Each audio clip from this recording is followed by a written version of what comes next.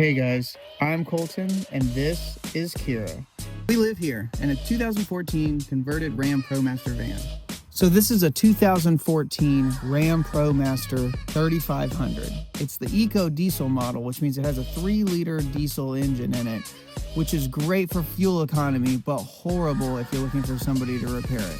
We've taken this van to the northern parts of Canada and back down to southern Texas, and just about everywhere else in between. We're currently in New England, chasing the fall colors all the way down to Salem, Massachusetts for Halloween.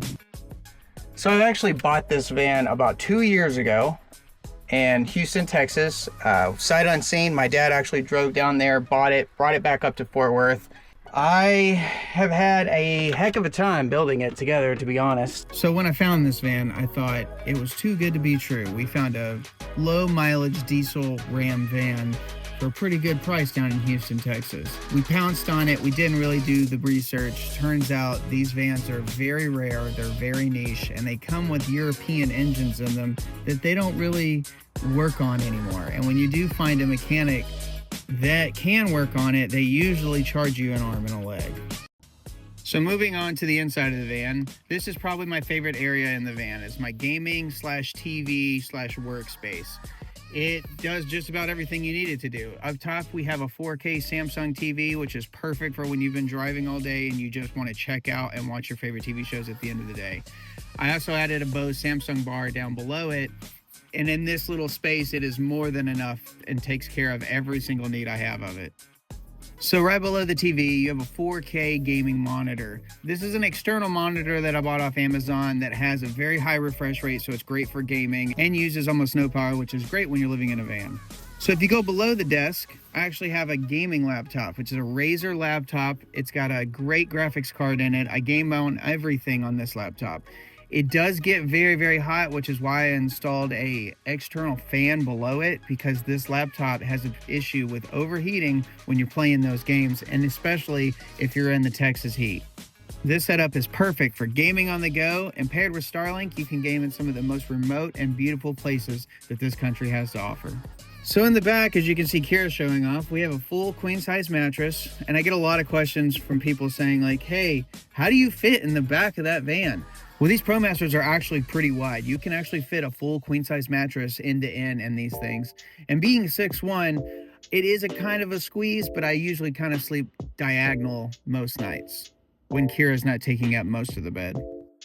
I also have been collecting these stickers which show all the national parks I've been to. So, I mean, we've got Grand Tetons, Banff and Jasper, the Great Sand Dunes back there, Yosemite National Park, one of my favorites of all time, Glacier National Park. Gorgeous. If you haven't been there, please check it out. I think it might be only second to Banff and Jasper National Park in Canada. Like I said, I can't recommend those national parks enough. Unfortunately, I was not filming when we went to those parks, but so maybe we have to go back. Maybe we have to go and see those things again. I will not complain. I highly doubt Kira will complain. She doesn't complain as long as I feed her. And then we get into Kira's favorite, the kitchen. I wanted this kitchen to be functional and also able to be stowed away within a moment's notice. I also installed an Amazon Blink camera up top, so that way I can watch Kira whenever I'm not in the van. It did take some getting used to having a camera pointed at your face as you sleep though.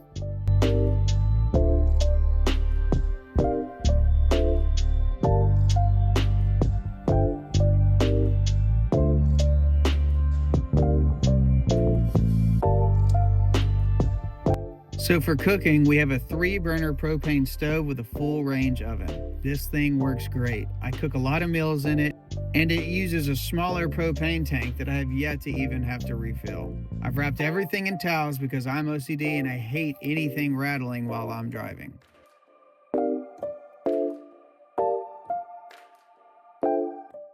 Trust me, the back of your van is the last place you really care about. It is your garage. It's your storage. It doesn't have to look pretty. It just has to do one thing: store a bunch of stuff.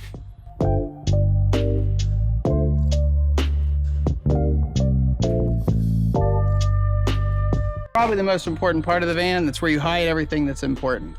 So if we flip this up, watch out, kid. We've got our water system right here. This goes to our water tank. This is how we fill up our water.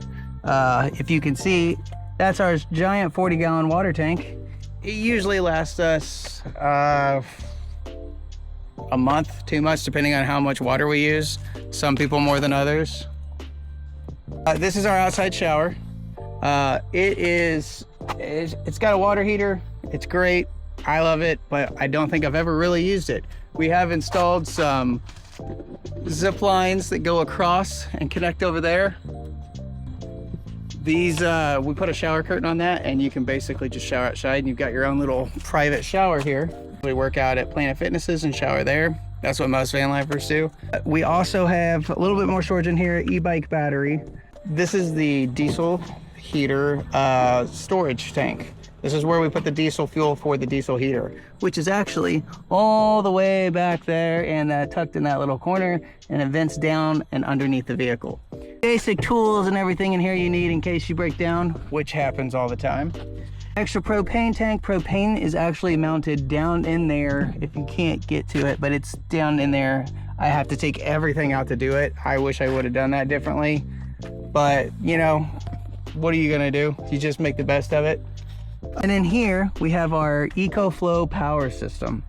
The EcoFlow power system is, I think, I like it better than a Victron because I don't know how to wire stuff. I'm not good at wattages and amperages. I'm getting better, but the EcoFlow makes it pretty simple because all you have to do is plug and play basically, and it gives you an app on your phone and everything. This is not a paid sponsorship by EcoFlow by any means, but they make it very easy. It's just less hassle and it's more user-friendly. I like to equivalent it to Apple and Samsung, right? So Samsung, you have more discretion of what you'd use it for and how it works. Apple, it's basically like, this is how our stuff works, and it's ease of access. So like I said, EcoFlow has worked great for me. I love their application. Not a paid advertisement at all, just really love their product. So under the bed is where the 3 main lithium-ion batteries are stored. This is the main power supply for the van. There are 3 batteries total, 2 5s and a 2, which give me ample amount of power to play with on the road. These batteries are charged by the solar panels on the roof and a DC to DC charger from the alternator under the engine. On the roof, we have 2 300-watt solar panels. These are bi-reflective solar panels, which means when the sun comes through and passes through the solar panel, it can't capture all of that energy. So it bounces off of the white roof and redirects it back up into the solar panel, allowing me to capture more power from the sun. The newest addition is this LED light bar that I fixed to the front, which is essential for taking the van off-road into these dark national parks that have absolutely no light whatsoever.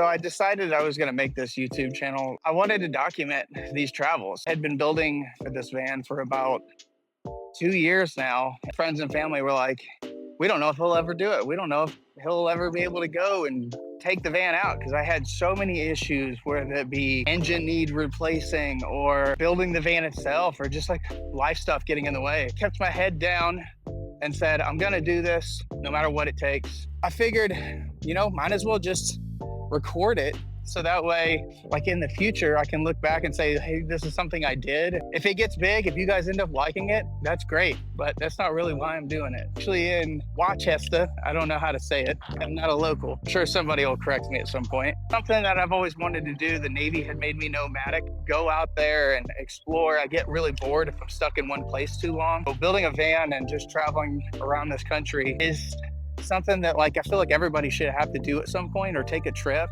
and just get out of your comfort zone.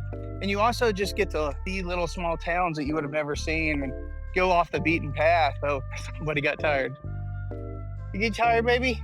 I'm sure these first few videos, while I get the hang of it, are not gonna be that great. I already know that. That's okay with me. I'm not really super set on making like the best videos right off the bat. I'm gonna learn. You guys are gonna see me learn. If you end up watching the channel and you see the first video, this one, and you say, wow, horrible. Okay, it will be. But in the future, hopefully I'll get better at editing. I get better at filming. I don't know how to edit. I don't know how to film. This is all very new to me. It's very awkward. Like I'm out in a nature preserve right now with no one around me because I don't like being on camera yet. It just feels weird. I'm sure it'll get better at it. I will push myself to get better at it. You know, I'm not the face of this usually. It's gonna be this one right here. Hey, curious. Yeah, that's the face of the YouTube channel right there. That's what you guys will come to see, not me. And if not, I have this to document everywhere I went, and I can show I traveled this country. I went to every little nook and cranny of it. I hope you guys continue to watch. We will continue to post. Like, give me recommendations of where you think I should go. I started this trip, I think around July. We got the van done, and our first one was we drove through the middle of the country, Wyoming, Montana, up into Canada to Banff National Park, which was gorgeous. I've already said that I think that's one of the most beautiful places on earth. Drove it back down to Texas, did some more repairs, and then went to Bangor, Maine, which is the trip we're on now. Headed back down from Bangor, Maine, chasing the fall colors. Going to be in Salem, Massachusetts for Halloween, so stick around for that video. It's going to be pretty fun. Going to Vermont this weekend to just kind of check out all these beautiful colors around here. Kira's a huge fan of the fall and the leaves. She collects them on her tail, as you can see. With that being said, we really appreciate you guys watching. If you want to follow along, go ahead and hit the subscribe button. It doesn't cost anything. Like the video, give us a comment, let us know where you think we should go next. Bye, guys.